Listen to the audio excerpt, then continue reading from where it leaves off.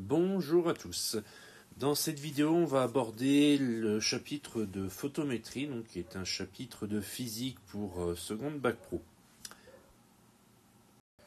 Donc confinement oblige et épidémie de coronavirus oblige. Cette vidéo constitue un cours à distance, donc ça sera vraiment la synthèse complète de ce début de chapitre. Il y aura ultérieurement sur la chaîne, quand je dis ultérieurement, c'est dans quelques semaines, une vidéo reprenant exactement la même chose dans une version un peu plus classique. Donc ceci étant dit, vu qu'on est en cours à distance, on va commencer tout de suite par faire le bilan des activités que je vous avais demandé de faire. Et quand je dis vous, je parle bien sûr à mes élèves de seconde. Alors, je ne vous ferai pas aujourd'hui une correction intégrale des activités pour une raison très simple, c'est que à l'heure actuelle, il n'y a que 2 personnes qui m'ont envoyé le travail demandé.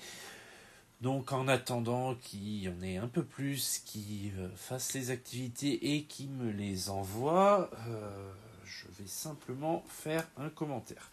Bien entendu, pour ceux qui me les ont envoyés, c'est très bien, continuez à travailler comme ça, il n'y a que comme ça que vous pourrez réussir par la suite et ne pas être trop pénalisé par cette période difficile.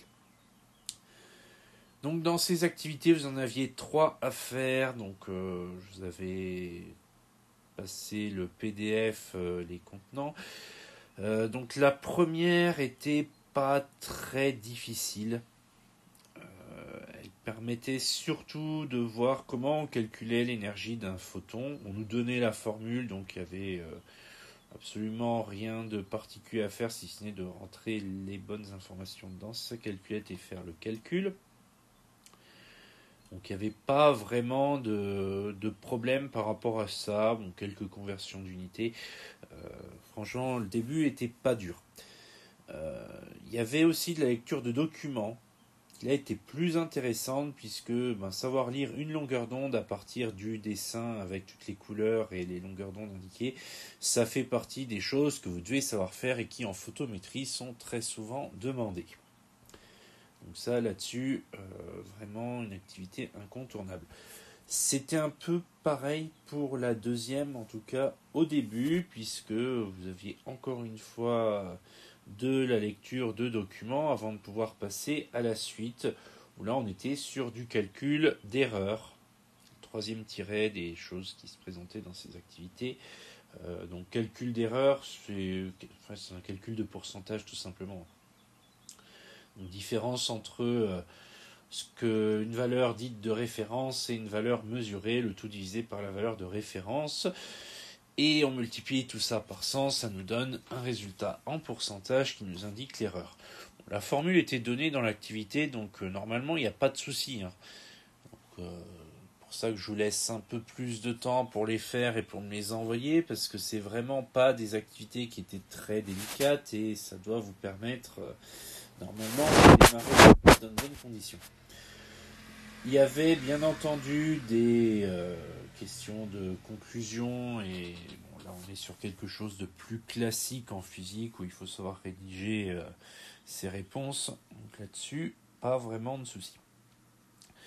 La seule activité qui était vraiment délicate, c'était la troisième, puisque là ça mélangeait de l'électricité avec la photométrie. Alors, on vous demandait de nommer les éléments constituant les 2 circuits que vous aviez schématisés. Là, une petite recherche sur Internet devait vous permettre de trouver les noms des composants qui sont présents sur les circuits. Alors, c'est long à faire, mais on ne peut pas dire que ça soit dur. Recherche sur Internet, c'est pas non plus ce qu'il y a de plus délicat à faire. Vous cherchez la liste des composants électriques qui existent, vous comparez les symboles, et normalement vous devriez trouver sans grande difficulté, à moins que vous fassiez appel à vos souvenirs du collège, tout simplement, ça marcherait tout aussi bien. Je tiens à vous dire, avant de passer à la suite, que la photométrie est très liée à l'électricité, donc c'est vraiment quelque chose à bien comprendre, le lien entre ces deux grands chapitres de physique. En fait, on va utiliser la photométrie tout simplement pour concevoir des systèmes qui réagissent à la lumière. Et les systèmes en question sont des systèmes électriques, du coup, derrière. Donc, voilà, c'est quand même quelque chose qui a son intérêt, y compris dans le domaine du bâtiment. Puisque dès qu'on veut faire des capteurs, dès qu'on veut installer des éléments de protection du domicile, donc des alarmes tout bêtement, ou détecter quand quelqu'un passe pour qu'une allée s'allume, ça marche aussi. Tout ça, c'est lié à la photométrie, donc même une partie qui est à utiliser à ce niveau-là et qui peut être tout à fait utile. Avant de passer au cours proprement dit, il y a aussi quelque chose que je voulais voir avec vous et qui est donc vraiment spécifique à ces cours à distance, c'est tout ce qui est TP. Malheureusement, ce chapitre est un chapitre qui repose sur des expérimentations de TP. C'est d'ailleurs pour ça que vous allez avoir tous les points à retenir d'un seul bloc ensuite. Donc là, comme on ne se voit pas, les TP avec le matériel habituel, c'est compliqué. Cela dit, vous pouvez faire des TP de photométrie chez vous, puisque ces TP de photométrie, c'est l'utilisation d'un luxmètre. Donc, utilisation d'un luxmètre, vous allez me dire, ouais, mais monsieur, des luxmètres, on n'en a pas chez nous. Oui, c'est sûr. Par contre, votre téléphone portable peut servir de luxmètre. Il sera moins précis qu'un luxmètre, comme on en a dans les laboratoires. Mais ça peut faire l'affaire pour des petites observations assez simples. Il y a des applications sur smartphone qui le font. Par exemple, Lightmeter qui est plutôt facile d'utilisation et qui est disponible sur les deux plateformes, donc iOS et Android. Je le conseille, vous n'êtes pas obligé de prendre celui-là, vous pouvez en prendre un autre si ça vous chante. Ça vous permet d'avoir un système qui simule un luxmètre, qui fonctionne comme un luxmètre, qui est moins précis qu'un luxmètre, mais qui, pour découvrir le chapitre, suffira amplement. Ce que je vous demande, et du coup, c'est du travail à faire et à m'envoyer, c'est de mesurer l'éclairement dans différentes situations. Donc là, la consigne est très simple. Vous me faites un petit tableau, vous me marquez la situation et l'éclairement que vous mesurez. Situation, c'est des choses tout bêtes. Par exemple, vous êtes dans votre salle à manger en pleine journée, lumière éteinte, vous mesurez l'éclairement.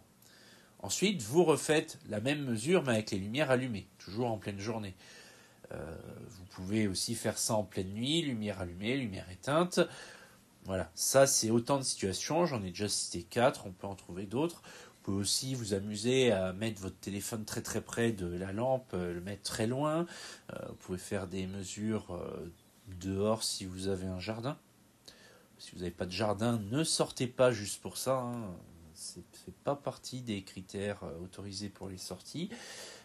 Donc prenez pas de risque à ce niveau-là, mais voilà.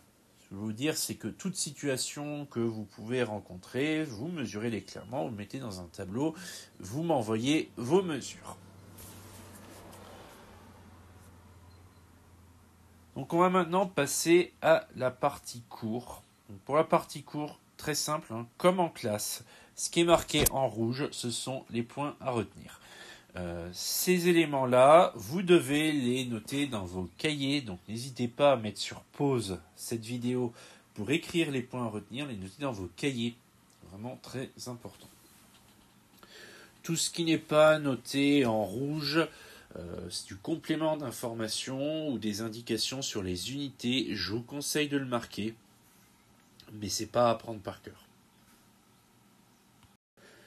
Et dernière chose avant que je vous explique tout ça, donc, bien entendu, on aurait été en classe, on n'aurait pas vu tout ça d'un bloc. Là, pour des raisons pratiques, je vous les donne tous d'un bloc. Vous allez me dire, ça fait beaucoup, mais il y a l'intégralité des points à retenir du chapitre sur la photométrie. lors du retour en classe. Si on a l'occasion de se revoir cette année, on pourra en reparler un petit peu. Ou sinon, dès qu'on reparlera de photométrie plus tard dans votre cursus, en première ou en terminale, on pourra réévoquer tout ce qui n'aura pas été fait en classe, bien entendu. Donc pas de panique à ce niveau-là.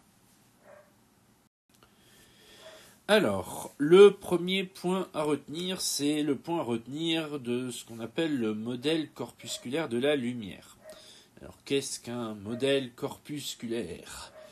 En fait, la lumière, c'est des éléments qui circulent qu'on appelle des photons. Les photons sont des corpuscules. Et on dit modèle corpusculaire parce que la lumière, soit on l'étudie en disant que c'est des petites particules, donc des corpuscules qui circulent et qui arrivent jusque nous, soit on dit que ce sont des radiations.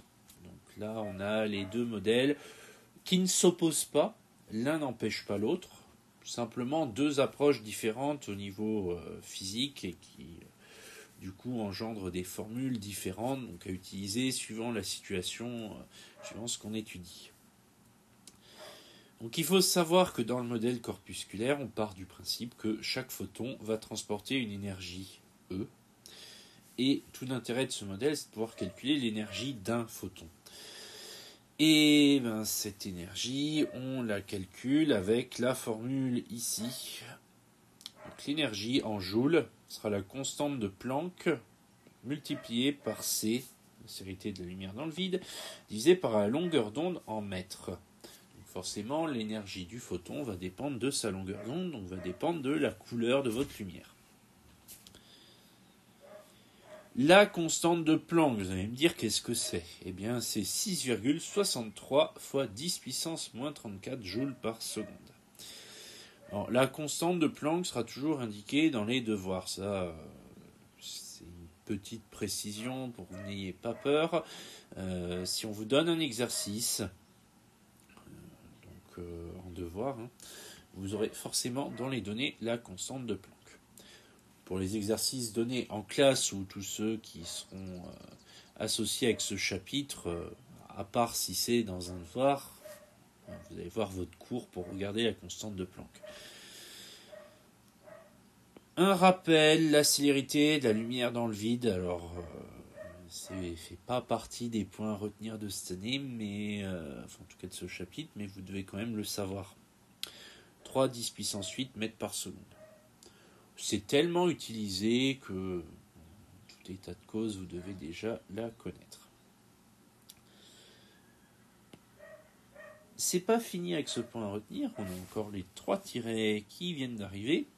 Donc ici, l'énergie d'un photon est inversement proportionnelle à sa longueur d'onde lambda. C'est un peu logique quand on voit la formule, puisqu'on divise par lambda, donc plus lambda ça sera grand, plus ça sera petit, du coup plus ça sera petit, donc plus E sera petit. Et inversement, plus lambda est petit, plus E sera grand. Donc en fait ça c'est lié à la formule. Deuxième élément, la longueur d'onde détermine la couleur de la source lumineuse.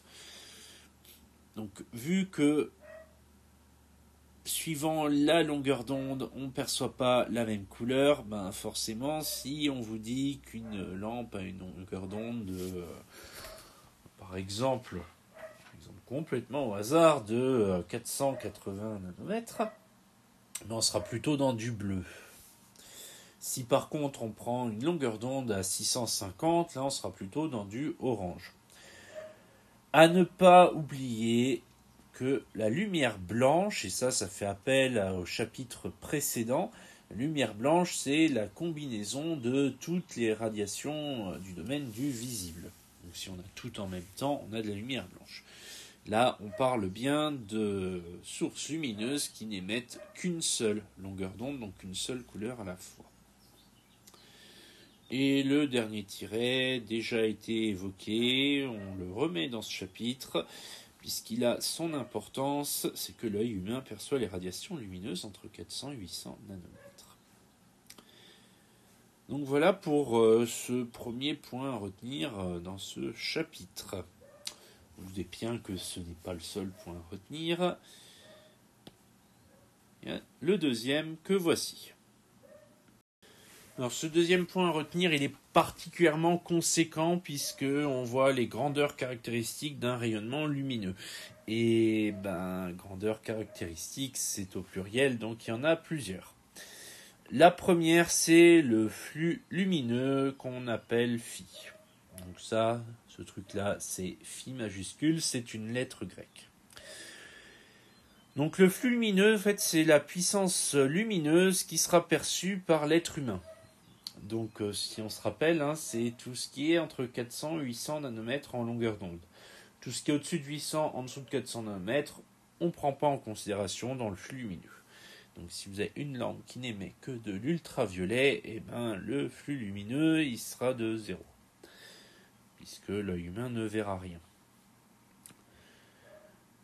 Donc, quand on a une lampe, ici, là, d'une puissance P, on peut calculer le flux lumineux avec la formule qui est ici. Donc phi est égal à K fois P. Donc P, c'est la puissance en watts, ça on connaît, on a déjà fait de l'électricité.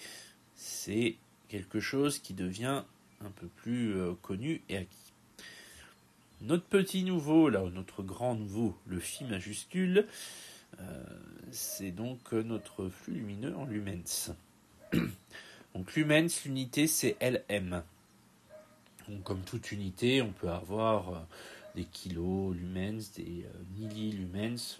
La plupart du temps, on prendra le lumens en unité simple, sans mettre de multiples ou de sous-multiples, puisque ça ne s'avère pas forcément nécessaire. Le K, c'est ce qu'on appelle l'efficacité lumineuse, en lumens par watt, et ça dépend de la lampe. Dans les exercices, souvent on connaît la puissance, on connaît le flux, et on cherche l'efficacité lumineuse. Ou alors on connaît la puissance, on connaît l'efficacité lumineuse, et on cherche le flux. Ou alors on a le flux, l'efficacité lumineuse, on cherche la puissance.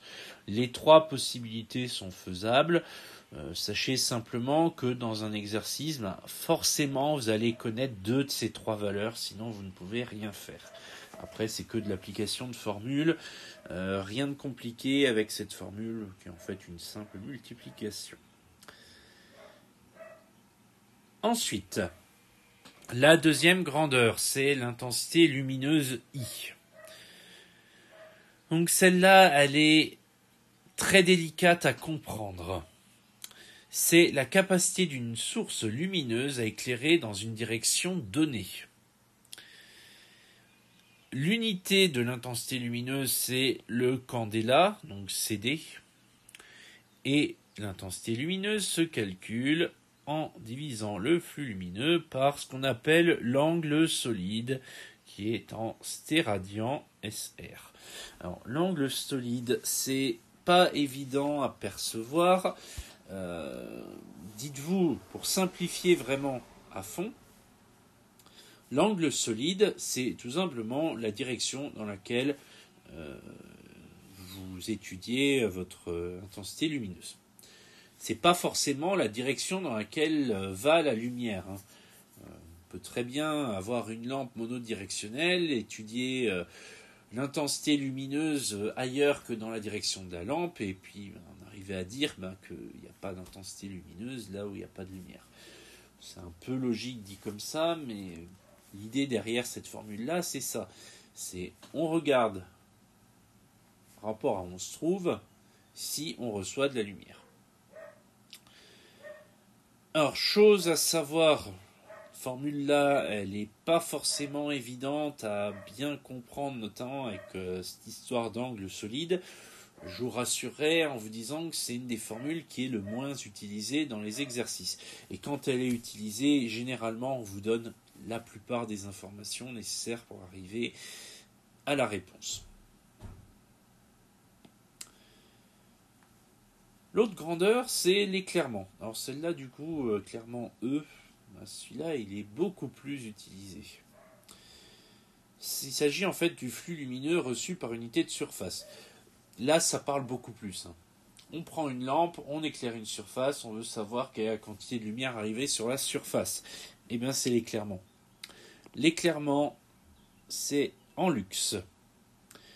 Il faut diviser le flux lumineux, donc en lumens, par la surface en mètres carrés.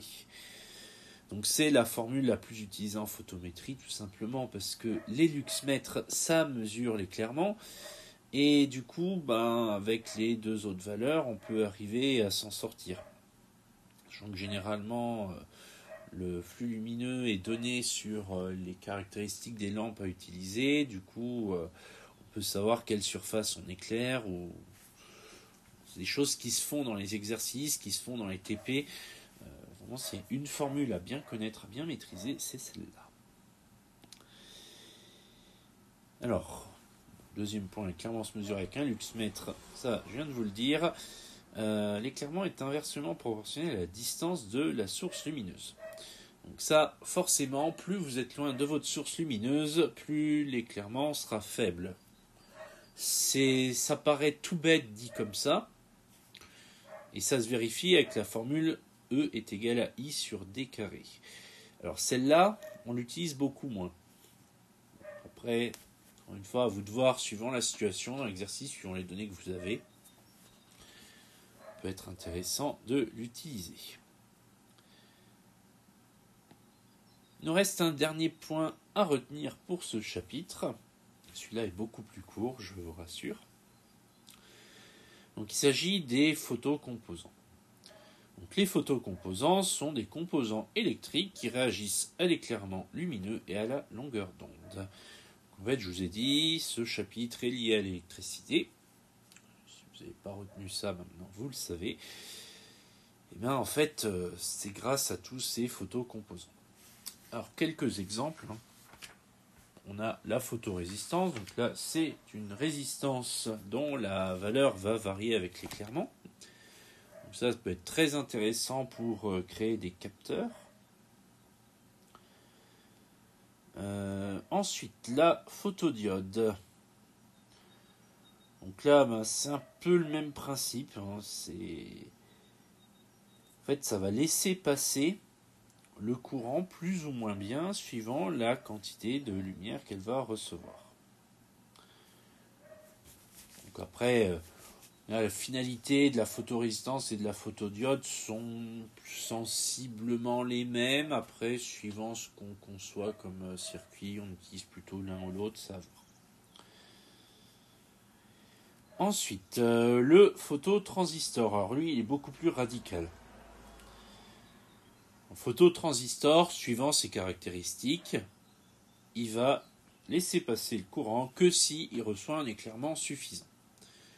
Donc après, quel est l'éclairement qu'il faut ? Ça dépend du phototransistor. Suivant la conception, on peut en avoir qui demandent plus ou moins d'éclairement pour laisser passer notre courant électrique. Le dernier, la photopile, c'est le plus connu. Et pourtant, le nom là ne doit rien vous dire. La photopile, c'est tout simplement des panneaux solaires. C'est des composants qui, à partir du moment où ils reçoivent de l'éclairement, ils vont générer du courant. Donc, tous les panneaux solaires, ce sont des photopiles au sens électrique. Donc voilà pour les points à retenir de ce chapitre. N'hésitez pas, si vous avez des questions, à les laisser en commentaire. C'est fait pour ça. Donc avant de se quitter, une dernière chose. Je vais profiter de cette vidéo pour vous parler du travail d'entraînement sur les exercices. Alors, je vais vous envoyer une liste d'exercices que vous pouvez traiter. Donc le dossier d'exercice est déjà disponible sur mon bureau numérique dans l'espace de classe, donc il sera récupéré. Donc les exercices que je vais vous donner sont surtout des exercices de mise en application des formules. Donc, je garde bien en tête que vous n'avez pas fait les TP, pour une simple bonne raison que Nous sommes en confinement. Donc forcément, pour tout ce qui est schéma de montage, pour tout ce qui est description d'expérience ou autre, de ne pas passer trop de temps non plus là-dessus. Vous pouvez les faire, il n'y a pas de problème, même quand on vous demande de décrire un TP, même le fait de ne pas l'avoir encore vu, ça ne va pas vous bloquer dans les exercices. Dis simplement que ce qui m'intéresse surtout et ce sur quoi vous devez vous focaliser sur l'application des formules. Parce que le but des exercices que vous allez avoir à faire sera surtout de mettre en application ces formules, d'essayer de bien comprendre comment on les utilise et ce qu'on peut faire avec. Pour la suite du chapitre. Alors là, pour moi, ça va être très simple. Donc, je donne des exercices et ça s'arrêtera à ça tant que le lycée ne sera pas à nouveau ouvert. Tout simplement parce que la suite du chapitre, ce serait de faire quelques manipulations de TP. Et tant qu'on n'a pas fait les manipulations de TP, on ne peut pas faire grand-chose de plus sur la photométrie. Donc c'est un chapitre, je vous l'ai dit au début, c'est essentiellement de l'expérience, essentiellement de la mesure avec un luxmètre. Donc c'est vraiment la base. Donc pour la suite du chapitre, on est à peu près au bout.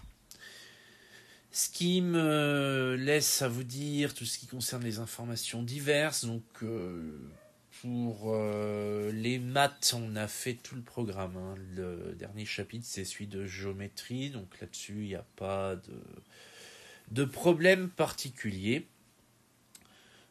Chapitre de géométrie, on l'avait un petit peu évoqué en classe en plus avant le confinement, donc du coup pour les maths c'est bon.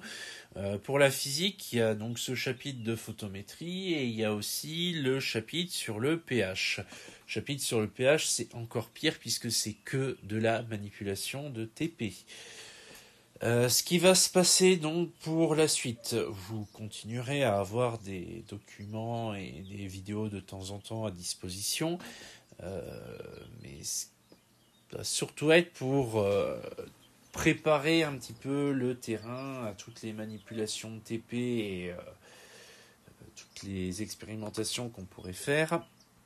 Et si jamais il s'avère que la date de reprise des cours est trop éloignée, on commencera à évoquer quelques notions de première pour pouvoir avoir le temps dès que le lycée rouvre, même si on ne sait pas encore quand, pour que vous puissiez faire ces manipulations et que tout aille pour le mieux pour vous. Par contre, une chose, et là je m'adresse à tous ceux qui regardent cette vidéo, qui font partie de mes élèves et qui ne m'ont pas rendu d'exercice, qui ne m'ont pas envoyé de message. J'insiste bien sur le fait que me rendre les exercices est obligatoire.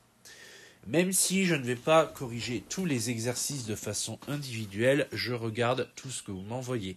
S'il y a des grosses difficultés, je vous réponds.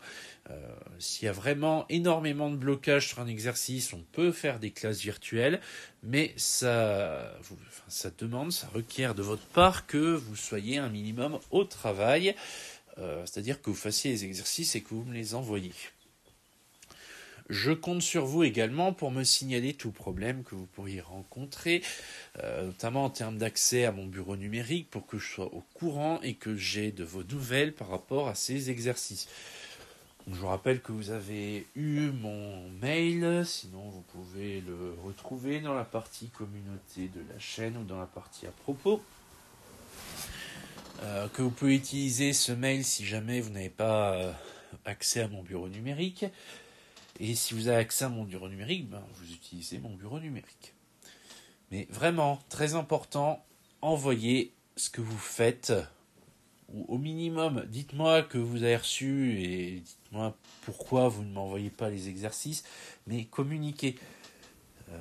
Là, on est sur une période où on va au minimum jusque début juin continuer en cours à distance. Si vous ne communiquez pas avec moi, on ne pourra pas avancer convenablement et ceux qui seront embêtés au final, c'est uniquement vous. Donc vraiment, j'insiste bien sur le fait que là, vous ne travaillez pas pour des notes, vous ne travaillez pas pour des appréciations, vous travaillez pour vous. Tout ce que vous faites pendant cette période, c'est autant de difficultés que vous n'aurez pas au moment où le lycée rouvrira pour les cours en présentiel. Si vous attendez que ça se passe et que vous ne faites pas vos exos, la conséquence, elle sera très simple, c'est que vous aurez énormément de retard qu'il faudra rattraper. Donc, vous n'avez pas le choix, si vous voulez ne pas avoir trop de difficultés, essayez de faire les exercices, essayez de faire les activités et communiquer. N'hésitez pas à me dire s'il y a la moindre difficulté. Donc voilà, c'est tout pour aujourd'hui. Donc là, pour cette semaine, en termes de travail, vous aurez dans le message que je vais vous envoyer sur mon bureau, vous aurez toutes les informations qui iront par rapport au travail à faire. Surtout, faites les activités, faites les petites manipulations avec téléphone que je vous ai suggérées. Et essayez de commencer les exercices et suivez vos messages sur mon bureau numérique pour savoir de quoi il en retournera pour la suite. Sur ce, passez une bonne semaine et n'hésitez pas encore une fois à me dire si vous avez la moindre difficulté. Encore une fois, j'insiste vraiment là-dessus, il y a des possibilités pour qu'on communique, utilisez-les. On est là pour ça. Et bien sur ce, à bientôt.